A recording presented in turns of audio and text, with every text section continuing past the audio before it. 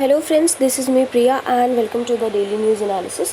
सो start करते हैं आज की न्यूज़ एनालिसिस को। सबसे पहले let's talk about what we are going to discuss is duties के बारे में। ठीक है, तो कल मैंने आपको एक चीज़ बताई थी, एक्सरसाइज ड्यूटी की डेफिनेशन, दैट वाज रॉन्ग, है ना। So sorry for that, because in flow मैं भी बोलती चली कि मैंने ध्यान नहीं दिया कि what I was telling is that कि वो आपकी कस्टम्स ड्यूटी का एग्जाम्पल था, कस्टम ड्यूटी का डेफिनेशन था। Keep one thing in mind कि जब भी आपके इंडिया में, ठीक है, आप कोई भी चीज़ क्या कर रहे हैं, मैन्युफैक्चर कर रहे हैं, you are what, you are manufacturer. ठीक, तो जब भी आप कोई चीज़ मैन्युफैक्चर करते हैं तो आपके ऊपर सबसे पहली चीज़ ध्यान रखिएगा, कौन टैक्स लगाएगा, सेंटर टैक्स लगाएगा। ठीक है, ये जो सेंटर टैक्स लगाता है किसी भी चीज़ की मैन्युफैक्चरिंग के ऊपर, इसको हम लोग कहते हैं exercise duty. Okay, now next thing अगर हम देखते हैं, ये जो मैन्युफैक्चर गुड है आपका पर्टिकुलर किसी इंट्रा स्टेट में ट्रेड हो सकता है, यानी किसी स्टेट के अंदर भी ट्रेड कर सकते हैं आप। ठीक है, यहाँ पर एक इंसान है, मान लीजिए आपने ये कर दिया महाराष्ट्र में मैन्युफैक्चर इसको, ठीक, महाराष्ट्र में ही कोई दूसरा आपका होलसेलर, आपने उसको ट्रांसफ़र कर दिया, तो that is intra state trade. जब इंट्रा स्टेट ट्रेड हो रहा है तब जो उसके ऊपर कोई भी किसी भी तरीके का टैक्स लगेगा, that will be imposed by state. ठीक, उसके बाद महाराष्ट्र से हो सकता है आप किसी और स्टेट में, या फिर महाराष्ट्र से हो सकता है आप कहीं और किसी स्टेट में, उड़ीसा में यहाँ पर कर दें, आप केरला में कर दें, आप तेलंगाना में कर दें, ठीक, देन आप यहाँ पर मध्य प्रदेश में कर दें, आप गुजरात में कर दें। तो ये जो आपको अलग अलग स्टेट्स देखने को मिल रहा है, that is inter state trade. इस पर कौन आपका बेसिकली टैक्स लगाएगा, तो इस पर आपका जो टैक्स लगाएगा that will be imposed by centre. ठीक है, now coming to the next part, जब आपने कोई चीज़ मैन्युफैक्चर की है, मैन्युफैक्चर करने के बाद हमने क्या देखा, जो टैक्स लगाएगा वो कौन लगाएगा, स्टेट लगाए, सेंटर लगाएगा। कौन सा टैक्स होगा, एक्सरसाइज ड्यूटी। बट लिक्विड जो होता है इसकी मैन्युफैक्चर कहाँ पर होती है, किसी पर्टिकुलर जगह पे, इस पर जो टैक्स लगता है वो कौन लगाता है, आपका स्टेट गवर्नमेंट लगाता है। तो ये चीज़ ध्यान रखिएगा। Now coming to the next part, जो कल हम देख रहे थे, कोई भी आपका मैन्युफैक्चर गुड है, अगर वो इंडिया के बाहर क्या हो रहा है, एक्सपोर्ट हो रहा है, इंडिया के बाहर से लाया जा रहा है, इंपोर्ट हो रहा है, तब आपकी सेंटर जो उस पर टैक्स लगाती है दैट इज़ कस्टम्स ड्यूटी। ठीक है, जिसको कल मैंने आपको बताया था कि that is excise duty, that is customs duty, वो कस्टम ड्यूटी होती है। ठीक है, आपने देखा होगा इंपोर्ट ड्यूटी लगती है एंड एक्सपोर्ट ड्यूटी लगती है, तो इंपोर्ट पे टैक्स लगेगा, एक्सपोर्ट पे भी टैक्स लगेगा, दैट इज़ कस्टम्स। ठीक, तो ध्यान रखिएगा, मैन्युफैक्चरिंग पे जो टैक्स लग रहा है दैट इज़ आपकी excise duty. Now let's start with the topic. सबसे पहला जो आपको टॉपिक देखने को मिल रहा है that is what, IIM rank countries top higher institute. अगर आप देखेंगे तो इंडियन इंस्टीट्यूट ऑफ टेक्नोलॉजी जो मद्रास का है वो अभी भी आपके टॉप रैंकिंग इंस्टीट्यूट में। ठीक, तो नेशनल इंस्टीट्यूट रैंकिंग फ्रेमवर्क की बात करते हैं, इन्होंने 2022 में क्या किया है, रैंकिंग्स निकाली है, मिनिस्ट्री ऑफ एजुकेशन के अंडर में आता है। जितने भी आपके हायर एजुकेशनल इंस्टीट्यूट है उनकी कैटेगरीज में कि कौन सा आपके 10 एजुकेशनल इंस्टीट्यूशंस की बात आप कर सकते हैं, ठीक, टॉप पे रहें। अब ये जो आपके रैंकिंग है ये अलग अलग कैटेगरीज में दी जाती है। जैसे यूनिवर्सिटी की बात करते हैं तो यूनिवर्सिटीज़ में जो आपका IISc है, जवाहरलाल नेहरू यूनिवर्सिटी जामिया मिलिया इस्लामिया, तो आपका IISc क्या है, फर्स्ट नंबर पे है। JNU की बात करते हो तो आपका ये सेकंड नंबर पे है, जामिया मिलिया ये थर्ड नंबर पे है। देन आते हैं टॉप 5 मेडिकल कॉलेज में। ठीक, तो टॉप 5 मेडिकल कॉलेज में आपको ऑल इंडिया इंस्टीट्यूट यानी एम्स की बात कर सकते हैं आप, सबसे फर्स्ट पे है। ठीक, फिर PGIMS की बात करते हैं, post graduate institute of medical education and research Chandigarh की बात कर रहे हैं, आपका सेकंड नंबर पे है। ठीक, क्रिश्चियन मेडिकल कॉलेज वेल्लोर ये आपका थर्ड नंबर पे। यहीं पर अगर आप सिर्फ कॉलेजेस की बात करेंगे तो आपका जो मिरांडा हाउस है that is on first, Hindu college second and presidency college third. तो ये कुछ इंस्टीट्यूशन पर्टिकुलर कैटेगरी में कौन कौन टॉप पे है वो आपको पता होना चाहिए। ओवरऑल कौन टॉप पे है वो भी आपको पता होना चाहिए। ठीक है, ओवरऑल टॉप पे आपका मद्रास एंड सेकंड पे आपका Indian institute of science Bengaluru है। एंड अगर जनरल यूनिवर्सिटीज़ रैंकिंग की बात करेंगे तो आपका IISc बेंगलुरु क्या है, टॉप पे है। Now coming to the next part, ये जो टॉप 5 मैनेजमेंट इंस्टीट्यूट्स आपको देखने को मिल रहा है इसमें आपका IIM अहमदाबाद आता है, बेंगलुरु एंड कोलकाता आ जाता है। 7th कॉन्जिक्यूटिव एडिशन आपको देखने को मिल रहा है नेशनल इंस्टीट्यूट रैंकिंग फ्रेमवर्क का, जिसमें कॉलेज, यूनिवर्सिटी, रिसर्च, आपके जितने भी इंस्टीट्यूशन हैं इनको ओवरऑल रैंक किया जाता है। ठीक, इनको पर्टिकुलर सब्जेक्ट डोमेन्स पे क्या किया जाता है, रैंकिंग दी जाती है ना। आप इंजीनियरिंग कॉलेज को मैनेजमेंट के साथ कंपेयर नहीं कर सकते, उसको आप मेडिकल के साथ कंपेयर नहीं कर सकते, तो सबको अलग अलग डोमेन में रैंक किया जाता है। नाउ अब ये रैंकिंग किसने निकाली है, नेशनल इंस्टीट्यूट रैंकिंग फ्रेमवर्क के। ये एक मेथड है ताकि हम अडॉप्ट कर सके union ministry of human resource development, जिसको मिनिस्ट्री ऑफ एजुकेशन कहते हैं। ठीक है, जो पहले आपका HRD मिनिस्ट्री थी वो मिनिस्ट्री ऑफ एजुकेशन हो चुकी है। उन्होंने मेथड आपका अडॉप्ट किया हुआ है। It was started in 2015 to rank institution in higher education, यानी जो भी इंडिया में आपके हायर एजुकेशन के इंस्टीट्यूशंस हैं उसको रैंक करने के लिए इसको स्टार्ट किया गया था। मिनिस्ट्री ऑफ एजुकेशन की बात करते हैं, उन्होंने NIRF रैंक किया। बेसिकली अगर आप देखेंगे 2022 में जो लॉन्च किया है इसमें 11 कैटेगरीज है। रैंक्स की बात करते हैं तो कुछ उनको मार्क्स दिए जाते हैं, जो भी इंस्टीट्यूशन है ना उनको कुछ मार्क्स दिए जाएंगे, भाई इतने नंबर तुमको दे रहे हैं किस किस कुछ पैरामीटर्स पे। तो 5 पैरामीटर्स होते हैं जिनको इस पर रैंक किया जाता है ना, उसके अकॉर्डिंग आपकी रैंकिंग तैयार होती है। Now coming to the next part, very important, does tropical ozone hole exist? क्या आपका ट्रॉपिकल ओजोन होल सच में एग्जिस्ट करता है? तो इसके लिए आपको जानना हर चीज़ ज़रूरी हो जाता है। ओजोन क्या होता है, देन ओजोन होल क्या होता है। ठीक, एक नया ओजोन होल को डिटेक्ट किया गया ट्रॉपिक्स में। नाउ अगर हम अर्थ की बात करते हैं, ये मान लीजिए आपका अर्थ है, ठीक, यहाँ पर अगर आप देखेंगे तो आपको 0 डिग्री से 0 डिग्री इक्वेटर देखने को मिल रहा है। देन अगर आप देखेंगे तो यहाँ पर समहाउ आपको 30 डिग्री नॉर्थ मिलेगा, यहाँ पर 30 डिग्री साउथ मिलेगा। ठीक, तो ये जो बेसिक एरिया होता है, बेसिक वैसे तो ट्रॉपिक्स के बीच में यानी 23.5 डिग्री अगर आप की बात करते हैं एंड यहाँ पर 23.5 डिग्री, तो ये जो एरिया होता है दोनों ट्रॉपिक्स के बीच में, tropic of cancer and tropic of capricorn के बीच में, उसको हम ट्रॉपिकल जोन बोलते हैं। ठीक, तो ट्रॉपिक्स के बीच में जो आपको एक ओजोन होल देखने को मिल रहा है 30 डिग्री नॉर्थ से लेकर 30 डिग्री साउथ के बीच में, ये अभी रिसेंट क्लेम किया गया कि इस एरिया के बीच में भी आपको क्या मिल रहा है, ओजोन होल। ना ओजोन के बारे में जानते हैं क्या है, एक ऐसा मॉलिक्यूल है जिसमें ओजोन के ऑक्सीजन के आपको 3 पार्ट्स देखने को मिलते हैं, 3 बेसिकली एटम्स देखने को मिलते हैं। ब्लू कलर का होता है एंड इसका ऑडर बहुत स्ट्रॉन्ग होता है।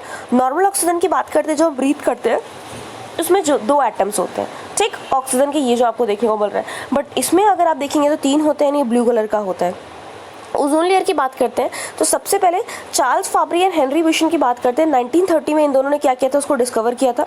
ओजोन क्रिएट कैसे हुआ था, जब आपकी जो सन रेज है वो स्प्लिट करती हैं, ठीक है, जो भी ऑक्सीजन मॉलिक्यूल्स हैं उनको जब स्प्लिट करेंगी सिंगल एटम्स में, ये आपकी ओजोन अपनी सन रेज ने क्या किया, इनको स्प्लिट कर दिया, सिंगल एटम में कर दिया। तो ये जो सिंगल एटम बनता है ये बहुत ज़्यादा रिएक्टिव होता है एंड इसको हम लोग क्या कहते हैं, नेसेंट ऑक्सीजन बोलते हैं। What we call it, nascent oxygen. तो ये नेसेंट ऑक्सीजन है, इसको ये बहुत ज़्यादा रिएक्टिव होगा, देन ये क्या करेगा, रिएक्शन करेगा। ठीक, रिएक्शन करने के बाद में क्या करता है, आपका ओजोन फॉर्म कर लेता है। ठीक है, यानी डबल मॉलिक्यूल के साथ में रिएक्ट किया एंड ओजोन मॉलिक्यूल बना लिया।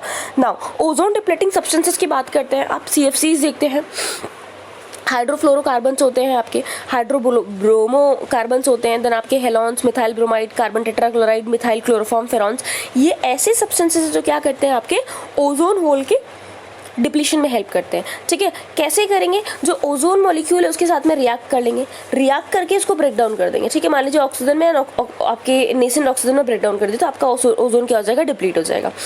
अगर बात करते हैं ये जो आपके सब्सटेंसेस ये बेसिकली ओरिजिनेट कहाँ से होते हैं, कहाँ से लिबरेट होते हैं, तो रेफ्रिजरेटर्स जो होते हैं कमर्शियल सेक्शन में आप देख सकते हैं, घर पे व्हीकल की बात करते हैं उसमें आपके कंडीशनर्स लगे होते हैं, फोम ब्लोइंग एजेंट्स होते हैं, इलेक्ट्रिक कंपोनेंट होते हैं, इंडस्ट्रियल सॉल्वेंट्स होते हैं, क्लीनिंग या ड्राई क्लीनिंग में जो आपके सॉल्वेंट यूज़ होते हैं, एरोस्पोल स्प्रे पॉपलेंट्स होते हैं, फ्यूमिगेंट्स होते हैं।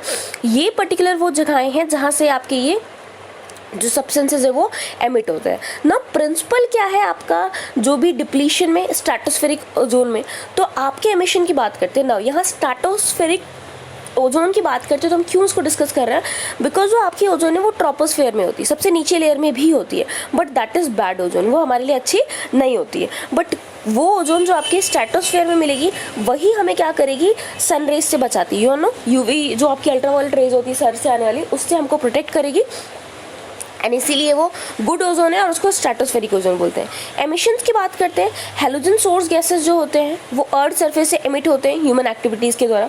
ये जो गैसेस होती हैं वो एटमॉस्फेयर में जमा होती रहती हैं एंड लगातार अगर आप देखेंगे तो all over the world distribute होती रहेंगी। जो हैलोजन सोर्स आपकी गैसेस हैं वो ट्रांसपोर्ट होती हैं to stratosphere by air motion, है ना, एयर मोशन से स्ट्रेटोस्फेयर पहुंच जाएंगी, फिर ये रिएक्टिव हैलोजन गैसेस बना देंगी केमिकल रिएक्शन में एंड साथ ही साथ ये क्या करेंगी, अल्ट्रावायलेट रेडिएशन के साथ हेल्प करके अपने कंपोनेंट को, मान लीजिए Cl आपका क्लोरीन है, ये एक फ्री रेडिकल फॉर्म करेगा, ये क्या होगा, बहुत ज़्यादा रिएक्टिव होगा, ये रिएक्ट करेगा ओजोन के साथ में एंड लो टेम्परेचर सरफेस जो रिएक्शंस होते हैं, पोलर स्ट्रेटोस्फेरिक क्लाउड्स की बात करते हैं, ये रिएक्टिव हैलोजन गैसेस क्या करेंगी, वहाँ पर बहुत ज़्यादा ओजोन का लॉस कर देती है। ठीक है, ओजोन का क्या कर देती है, ब्रेक डाउन कर देती है एंड जो रिएक्टिव हैलोजन गैसेज हैं वो बेसिकली क्या होते हैं, वहाँ से हट जाएंगे. So this is the part जिस तरीके से आपका क्या होता है, पूरा का पूरा प्रोसेस चलता है. ठीक, हैलोजन आए हैं, वो किस तरीके से एयर में ट्रांसपोर्ट हो रहे हैं, स्ट्रेटोस्फेयर पहुंचे हैं, देन आपका सनलाइट पे लगेगा तो ये क्या होंगे, फ्री रेडिकल्स में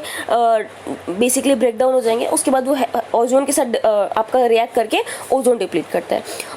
इफेक्ट्स क्या होते हैं, यूवी रेडिएशन के आप ज़्यादा कॉन्टैक्ट में आएंगे. कार्सिनोमा, दैट इज ऐसी चीज़ें जो बेसिकली कैंसर कॉजिंग होते हैं. मेलानोमा, जिसमें मेलानिन पिगमेंट की बात करते हैं, तो उसके ब्रेकडाउन में बेसिकली आपको क्या देखने को मिल जाएगा, थोड़ी सी एबनॉर्मलिटी. इफेक्ट्स की बात करते हैं ह्यूमन हेल्थ पे, सब अर्बन्स की बात करते हैं, सनबर्न्स की बात करते हैं, कैटरेक्ट्स की बात करते हैं, एजिंग की बात करते हैं. ठीक है, वीक इम्यून सिस्टम, ये कुछ इफेक्ट्स हैं जो ओजोन डिप्लीशन की वजह से देखने को मिलता है. ट्रोपोस्फेरिक ओजोन की बात करते हैं तो इसमें बहुत ज़्यादा हेल्थ इश्यूज आपको आ जाएंगे.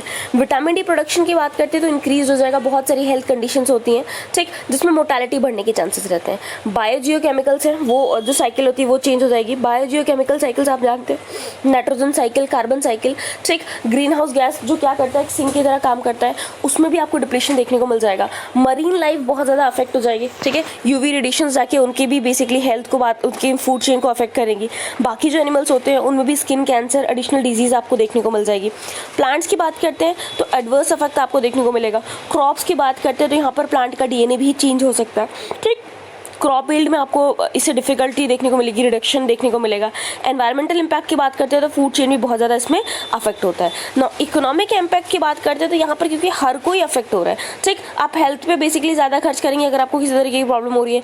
क्रॉप आपकी यील्ड कम हो रही है, ज़्यादा से ज़्यादा क्रॉप उगाएंगे तो उसमें भी आपका पैसा लगेगा. तो इकोनॉमिक इम्पैक्ट तो आपका इन सबके साथ में ही आ जाता है. ठीक है, क्रॉप यील्ड की बात करिए, आप हेल्थ इम्प्लीकेशन की बात करिए, तो फाइनेंशियल साइड पे हम कहीं ना कहीं डाउन साइड चले जाएंगे. नाउ नेक्स्ट इंपॉर्टेंट आर्टिकल पे आते हैं, governments propose right to repair law.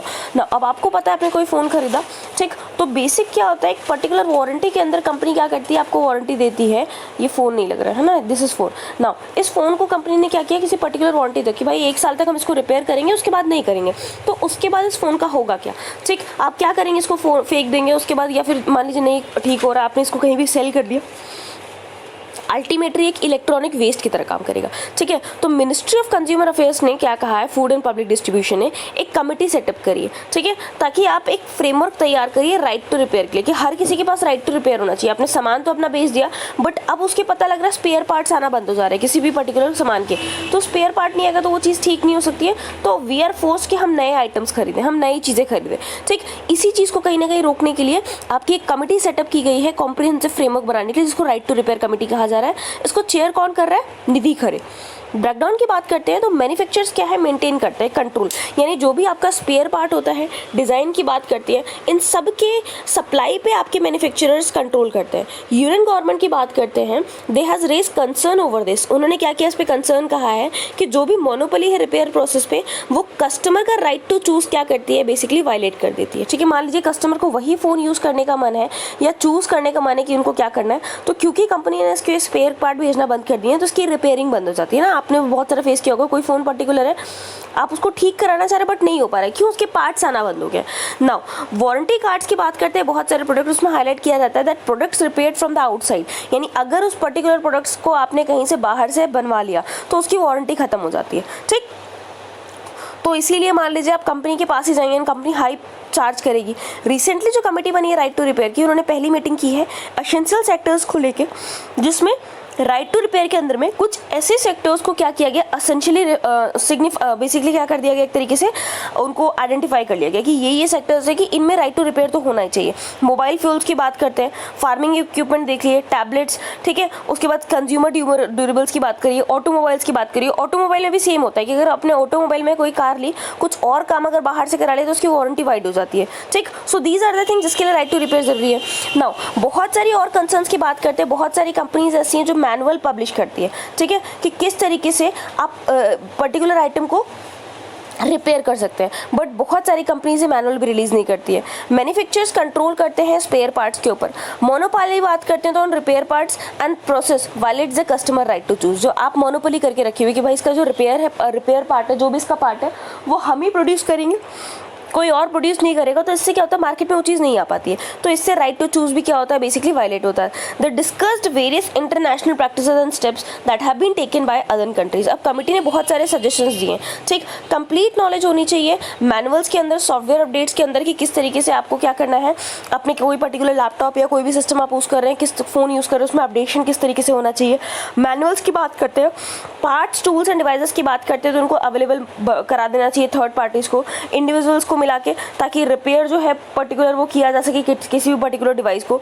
Committee ने यह हाईलाइट किया कि once right to repair is adopted, एक बार अडॉप्ट हो जाएगा तो एक बहुत गेम चेंजर काम करेगा।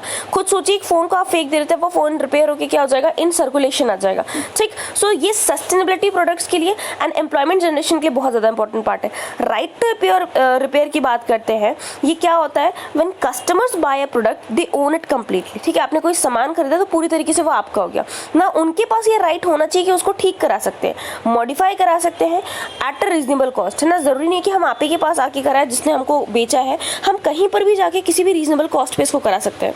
ऑब्जेक्टिव क्या है, एम्पावर करना कंज्यूमर्स को, कोऑर्डिनेट करना ट्रेड के बीच में, जो भी आपका ओरिजिनल इक्विपमेंट है, मैन्युफैक्चरर्स के बीच में, थर्ड पार्टी के बीच में। राइट टू रिपेयर की बात करते हैं तो बहुत सारी कंट्री जैसे यूएस, यूके, यूरोपियन, इन्होंने इसको क्या किया हुआ है, रिकॉग्नाइज किया हुआ है। तो यहाँ पर भी एक कमेटी मिल गई है, ध्यान रखिएगा निधि खरे जी की, and that is very important. Now coming to the next part, दूसरे आर्टिकल पे आते हैं। Gotabaya quits Ranil sworn in as president of Sri Lanka.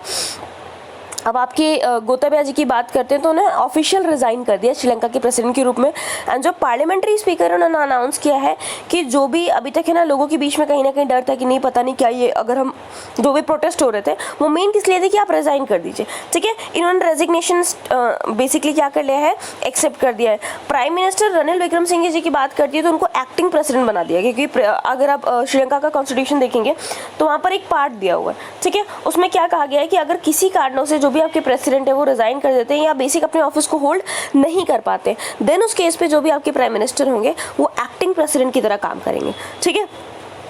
अब बेसिक आपके जो पार्लियामेंट के मेंबर्स है वो नया प्रेसिडेंट चुनना चाहेंगे सीक्रेट बैलेट के थ्रू, बट उसके बावजूद भी एक एक्टिंग प्रेसिडेंट होना चाहिए टिल द टाइम नया प्रेसिडेंट क्या करता है, स्वॉर्न इन कर देता है, ठीक।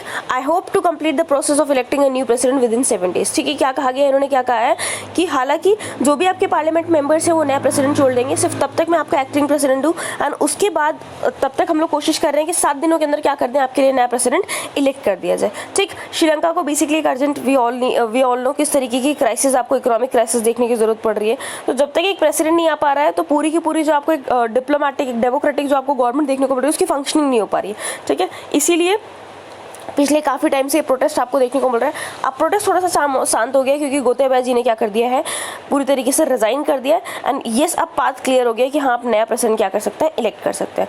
नाउ तो यहाँ पर आपके लिए static what you have to cover Sri Lanka के बारे में। Now next part, Dalai Lama's month long visit to Ladakh region. Tibetan spiritual leader की बात करते हैं दलाई लामा जी, तो उन्होंने अपनी 1 महीने की जो विजिट है लद्दाख में, इंडिया चाइना बॉर्डर की बात करते हैं, डिस्प्यूट को लेके उसको पर्टिकुलर इन्होंने ये कहा है कि इसको सॉल्व करना चाहिए ना, टॉक्स के थ्रू एंड पीसफुल मूव्स के थ्रू, यानी मिलिट्री को आपको यूज़ नहीं करना चाहिए, मिलिट्री बहुत आउटडेटेड ऑप्शन हो चुका है, आपको शांतिपूर्ण ढंग से बात करके अपने पूरे के पूरे मैटर्स को सॉल्व कर देना चाहिए। ये किसने कहा है, दलाई लामा जी ने, और ये अपने 1 महीने की विजिट में है लद्दाख पे। इंडियन चाइना की बात करते हैं, most populated countries and neighbours, है ना। सूनर और लेटर आपको पता है, वी हैव डेटा भी कल हमने चेक किया था कि क्या है कि इंडिया अब चाइना को सरपास करने वाला है इन द पॉपुलेशन, ठीक। So line of actual control की बात करते हैं, इसको अगर सॉल्व करने का, बॉर्डर डिस्प्यूट को सॉल्व करने का एक मेन पार्ट है तो आपको क्या देखने को मिल रहा है, दैट इज पीसफुल मीन्स, है ना। ये बाकी चीज़ें आपकी आउटडेटेड हो चुकी है। टॉप गवर्नमेंट फंक्शनरी की बात करते हैं कि जो दलाई लामा विजिट कर रहे हैं आपके लद्दाख पे, ये कंप्लीटली रिलीजियस है ना, बिकॉज चाइना आपका बार बार इस चीज़ पे क्या करता रहता है, ऑब्जेक्शन रेस करता रहता है, बट दलाई लामा का विजिट करना इज कंप्लीटली रिलीजियस, इस पर किसी भी तरीके का ऑब्जेक्शन नहीं होना चाहिए इनके टूर पे। गवर्नमेंट फंक्शनरी की बात करते हैं, ये पहली बार ऐसा नहीं हो रहा है कि आपके दलाई लामा किसी बॉर्डर रीजन को विजिट कर रहे हैं, बट ये होता रहता है, एंड इस पे चाइना बार बार क्या करता रहता है, ऑब्जेक्शन करते रहता है। That's why it is being अर्ज कि अब ये सिर्फ रिलीजियस टूर है, इस पे किसी तरीके का कोई, अगर आप देख रहे हैं तो किसी भी तरीके का कोई ऑब्जेक्शन नहीं होना चाहिए। Now rise in unvaccinated children in India, अभी कल ही हम लोगों ने डिस्कस किया था कि किस तरीके से 75 डेज का एक पूरा पीरियड अलॉट कर दिया गया है कि आप इन पर्टिकुलर डेज में आप क्या कर सकते हैं, जो भी आपके एलिजिबल पर्टिकुलर जितने भी आपके सिटीजन्स हैं उन वो अपना एक प्रिकॉशन डोज ले सकते हैं ना। नंबर ऑफ चिल्ड्रन की बात करते हैं इंडिया में जो अनवैक्सीनेटेड है हैं या मिस्ड हो गया है जिनका फर्स्ट डोज ऑफ किसकी बात कर रहे हैं, डिप्थीरिया, टिटनेस एंड पर्ट्यूसिस की, ठीक। डीपीटी की बात करते हैं। अभी आपने देखा monkey pox is on rise, and हम लोगों ने क्या डिस्कस किया था कि मंकी पॉक्स बेसिकली उन लोगों में 85% लगभग अप्रॉक्सीमेट 85% कम देखने को मिल रहा है जो स्मॉल पॉक्स का वैक्सीनेशन ले चुके हैं, ठीक। नंबर ऑफ चिल्ड्रन की बात करते हैं इंडिया की जो अनवैक्सीनेटेड या मिस्ड हो गया जिनका डीपीटी का डोज कंबाइंड वैक्सीन वो पैंडेमिक के टाइम का भी डबल है ना, पैंडेमिक के नंबर की बात करते हैं तो उसका भी डबल देखने को मिल रहा है। 2019 में इट वाज 1.4 मिलियन एंड 2021 में इट वाज 2.7 मिलियन, है ना। तो बेसिक अगर आप कोविड वैक्सीन की बात करते हैं तो उसका तो 75 डेज का प्रोग्राम आ चुका है कि आप प्रिकॉशन डोज ले सकते हैं, बट बहुत सारे बच्चे पैंडेमिक के टाइम पे अगर आप देखेंगे तो वैक्सीनेशन से दूर हो गए ना। तो जो जनरल वैक्सीन है जो चाइल्डहुड टाइम पे भी लग जाती है उससे भी उनको क्या देखने को मिल रहा है, बेसिकली अलूफ से देवर। तो the world recorded the largest sustain decline in childhood vaccination, है ना। पूरे ऑल ओवर द वर्ल्ड की अगर बात करेंगे तो पिछले 30 सालों में सबसे कम अगर आपको चाइल्डहुड वैक्सीनेशंस देखने को मिला है, डिक्लाइन देखने को मिला है, तो अभी ही देखने को मिला है, ठीक है। डेटा किसने पब्लिश किया, WHO, यूनिसेफ ने। नाउ अब WHO हम लोग डिस्कस नहीं करेंगे, you have to do this. And दूसरा जो आपको इंपॉर्टेंट है दैट इज यूनिसेफ के बारे में। जीरो डोज की बात करते हैं, those who miss their first dose of diphtheria, tetanus, pertussis between 1921 is the first time ever there has been a decline in evaluated coverage in immunization. यानी अगर आप देखेंगे तो आपके जो स्पेशलिस्ट हेल्थ स्पेशलिस्ट है यूनिसेफ इंडिया के, उन्होंने कहा है कि जीरो डोज की क्या बात करें जो मिस हो गए हैं जिनका फर्स्ट डोज, तो 1921 में पहली बार आपको ऐसा देखने को मिल रहा है कि डिक्लाइन हुआ है, ठीक है। जो इवैल्यूएटेड कवरेज है आपका इम्यूनाइजेशन में उसमें आपको टोटल डिक्लाइन देखने को मिल रहा है।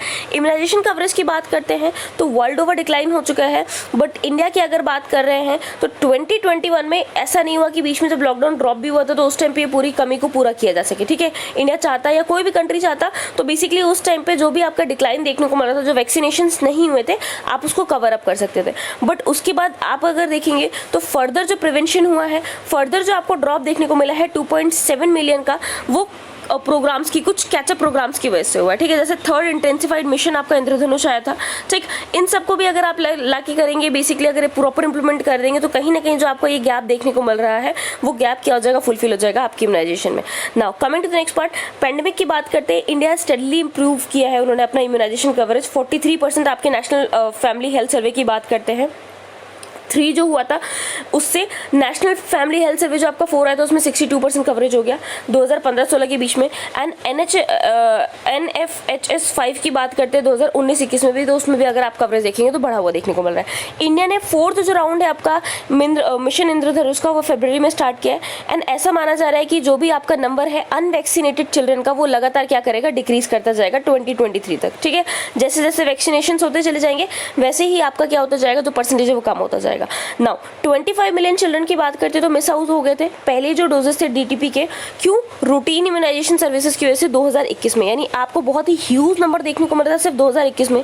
2 मिलियन की बात करते हैं 2020 में मिस आउट हुए, एंड 2019 में 6 मिलियन पीपल आपके मिस आउट होते हुए दिख गए थे, ठीक। ये रेड अलर्ट है पर्टिकुलर चाइल्ड हेल्थ के लिए, किसने कहा है, ये आपके यूनिसेफ के एग्जीक्यूटिव डायरेक्टर के। तो आपके लिए जो इंपॉर्टेंट पार्ट था दैट वी हैव कवर, क्योंकि वैक्सीनेशन की बात हो रही है तो एक बार कोविड वैक्सीनेशन को भी देख लीजिएगा। टीपी की बात करते हैं, डिप्थीरिया, टेटनस एंड पर्ट्यूसिस, इसके बारे में भी एक बार देख लीजिएगा। Now coming to the next news article, Bangladesh और पार्ट 2 मॉडर्नाइजेशन राजनाथ, ठीक। अब बेसिक बाकी जो हमारी नेबरिंग कंट्रीज है उनकी अगर हम बात करते हैं तो उनको हटाते हुए राजनाथ सिंह जी ने क्या कहा है कि जो भी हमारा सोशियो इकोनॉमिक डेवलपमेंट आपको देखने को मिल रहा है वो बांग्लादेश में बहुत ज़्यादा देखने को मिल रहा है एज कम्पेयर टू पाकिस्तान की भी अगर बात करते हैं तो उनको अपने अंदर बहुत सारी चीज़ें इंट्रोस्पेक्ट करने की ज़रूरत है, बहुत सारी चीज़ें अपने नेबर से लर्न करने की ज़रूरत है।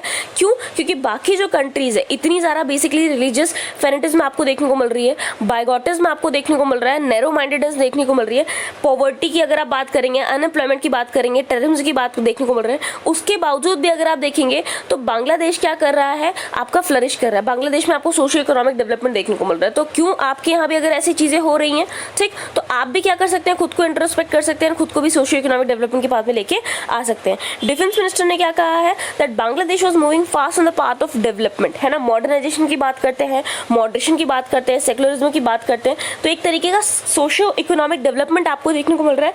एंड बांग्लादेश में क्या कर रहा है, बहुत अच्छा काम कर रहा है। नाउ चाहे हेल्थ की बात करें, एजुकेशन की, इकोनॉमिक, कनेक्टिविटी, सिक्योरिटी की, तो India is basically abide by Bangladesh. कुछ भी जरूरत पड़ती है तो India is basically standing that.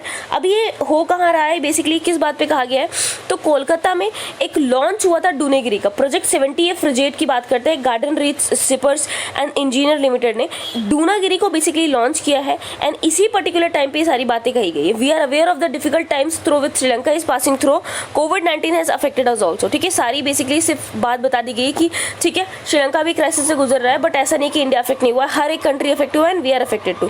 तो मेन ध्यान रखिएगा, डूनागिरी का एक प्रोजेक्ट 17A फ्रिगेट है जो गार्डन GRSC ने बेसिकली क्या किया है, आपका लॉन्च किया है। एंड इसी लॉन्च पे राजनाथ सिंह जी ने आपकी ये बातें कही हैं। Now coming to the next part आते हैं, 36 Rafale jets delivered to India.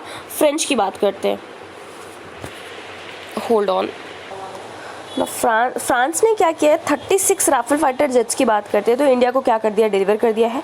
ये फ्रेंच एनवॉय के द्वारा कहा गया है इंडिया में, इमैनुअल नैनन की बात करते हैं। ठीक, 35 जेट्स की बात करते हैं, ऑलरेडी आ चुके हैं। 1 jet still remains in France. ठीक है, एक जेट अभी भी क्या है हमारा बाकी है। 36 आपके डिलीवर होने थे, 35 अभी आ चुके हैं, एक बाकी है, तो 36 ऑल टोटल डिलीवर हो जाएंगे।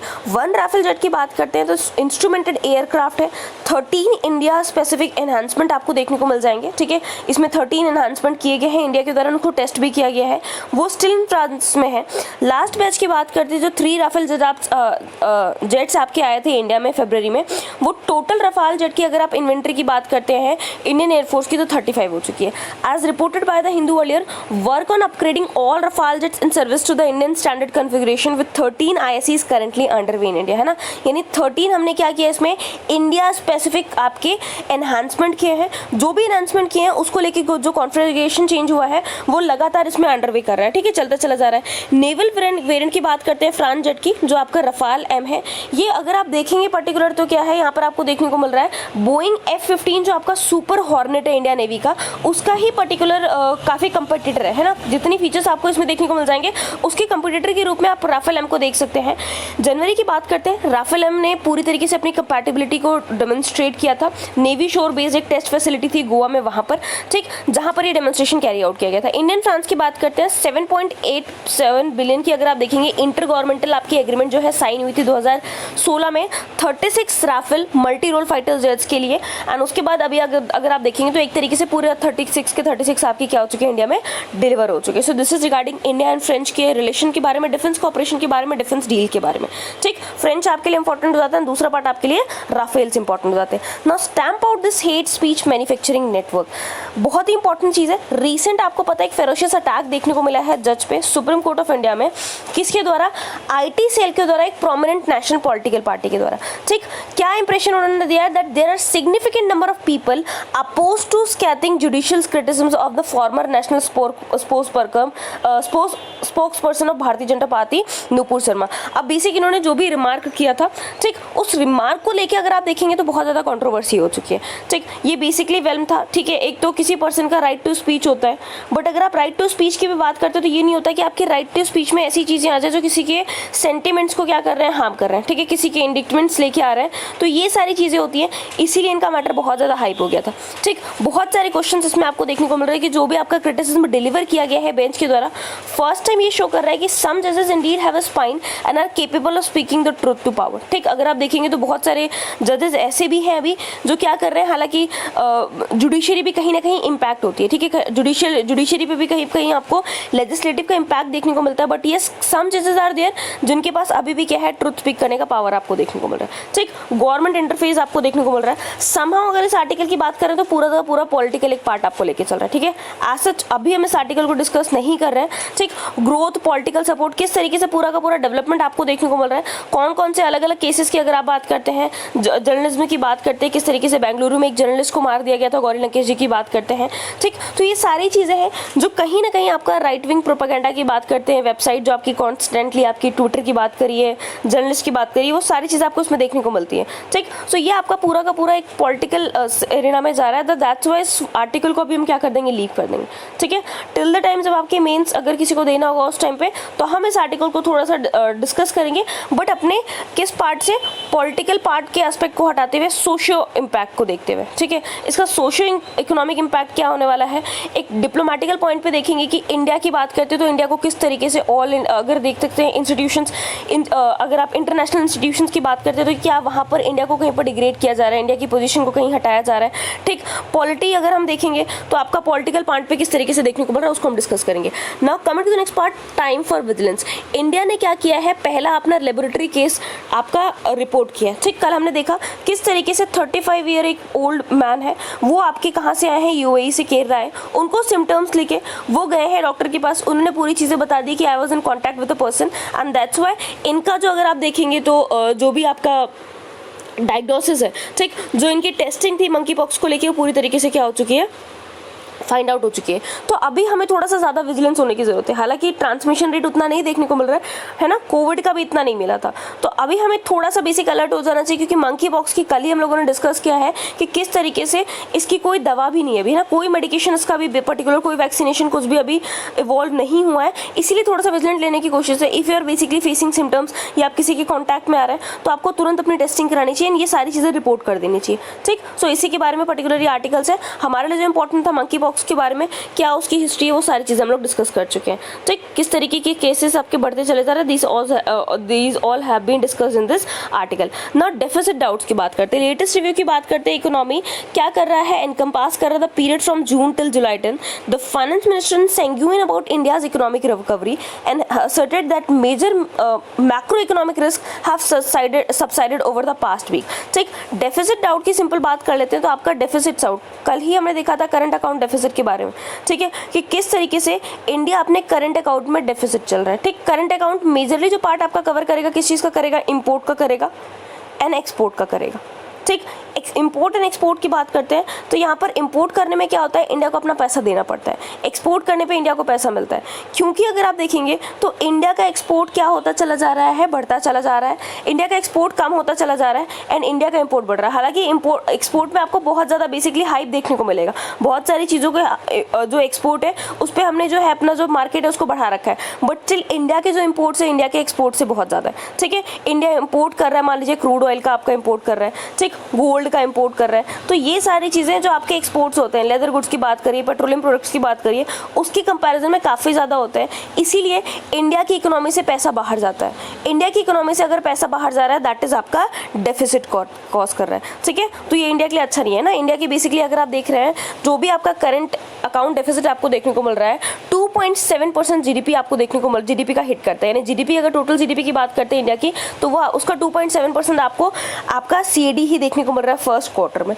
ठीक है, डेवलप्ड इकोनॉमीज की बात करते हैं तो इससे आपका क्या होता है, एक स्लो डाउन देखने को मिल जाएगा। जो भी आपकी इकोनॉमिक ग्रोथ हो रही थी उसमें आपको थोड़ा सा एक स्लो डाउन देखने को मिल जाएगा। ठीक है, इकोनॉमिक ग्रोथ तो हो रही होगी बट उसका रेट बहुत कम हो जाएगा। पहले आपको बहुत ज़्यादा गैप्स के साथ में इकोनॉमिक ग्रोथ देखने को मिल रही थी, अब स्लो डाउन के टाइम पे आपकी जो ग्रोथ हो जाएगी वो कम हो जाएगी। सो दिस इज रिगार्डिंग किसके बारे में, आपके करंट अकाउंट डेफिसिट के बारे में। बट निर्मला सीतारमन जी की बात करते हैं, उन्होंने अश्योर किया कि country of pointed item by item attack on inflation to ensure growth prospects are not hindered. यानी अगर आप कैपेसिटी की बात करते हैं कि जो भी आपके आइटम बाय आइटम अटैक हम देख रहे हैं, ठीक है, इन्फ्लेशन की बात कर रहे हैं, तो ग्रॉस जो हमारे ग्रोथ प्रोस्पेक्ट है वो इससे हिंडर नहीं होने वाले। If the fiscal deficit is not a concern and tax revenues में in fact overshoot budget estimates owing to high inflation. ठीक है, अगर फिस्कल डेफिसिट की बात करते हैं वो कंसर्न नहीं है, टैक्स रेवेन्यूज की बात करते हैं तो जो आपको ओवरशूट बजट देखने को मिल रहा है उसकी वजह से भी आपको इन्फ्लेशन के चांसेस देखने को मिल सकते हैं। ठीक है, सो दीज आर द और थिंग्स जो आपको किसमें देखने को मिल रहा है, अपने डेफिसिट डाउट्स में देखने को मिल रहा है कि अगर ये डेफिसिट आपका ज़्यादा बढ़ता हुआ चला जाता है तो इंडिया को रिकवर करने में थोड़ी सी प्रॉब्लम होने वाली है। ठीक है, अभी फिलहाल ऐसा नहीं है,